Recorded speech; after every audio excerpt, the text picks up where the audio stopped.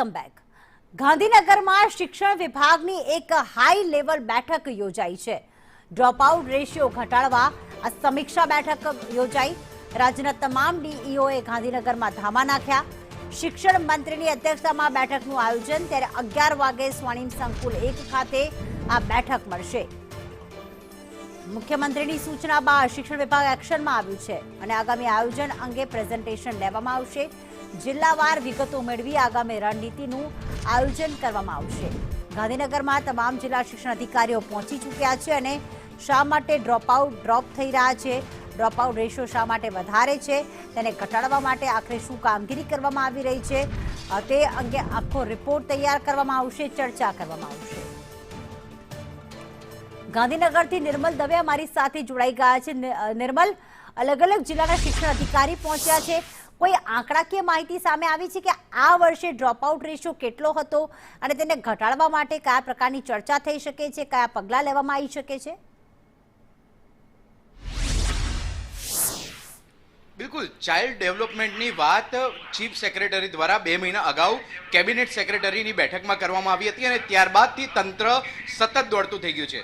મુખ્યમંત્રીએ પણ સૂચના આપી છે કે ડ્રોપ આઉટ રેશિયો ઘટાડવામાં આવે અને આ અંતર્ગત પ્રક્રિયા પણ હાથ ધરવામાં આવે. શાળા પ્રવેશોત્સવ તો યોજાયો અને જેમાં 10,000 જેટલા એવા વિદ્યાર્થીઓ કે જેઓ ડ્રોપ થઈ ચૂક્યા હતા પરંતુ તેમને ફરીથી એક વખત સ્કૂલમાં પ્રવેશ અપાવવામાં આવ્યો છે. એ પ્રકારની સિદ્ધિ પણ રાજ્ય સરકારે હાંસલ કરી છે.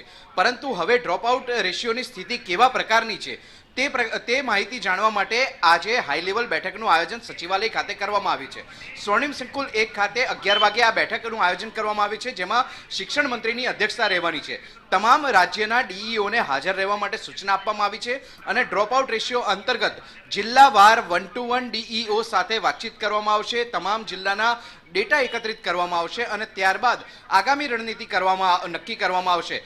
હાલના તબક્કે વિદ્યા સમીક્ષા કેન્દ્ર ખાતે અર્લી વોર્નિંગ સિસ્ટમ તો કાર્યરત કરી દેવામાં આવી છે, જેના થકી જો કોઈ બાળક ડ્રોપ થવાનું છે તો તેને અંતર્ગત એક બઝર વાગે છે, એક બેલ વાગે છે, તેના અંતર્ગત જાણકારી મળે છે અને આ જાણકારીને તહેત વિદ્યાર્થીને ડ્રોપ થતો બચાવી શકાય છે તે પ્રકારની સિસ્ટમ કાર્યરત કરવામાં આવી છે. એઆઈ જનરેટેડ આ સિસ્ટમ છે કે જેની મદદથી રાજ્ય સરકાર ડ્રોપ આઉટ રેશિયો ઘટાડવાના પ્રયત્નો કરી રહી છે.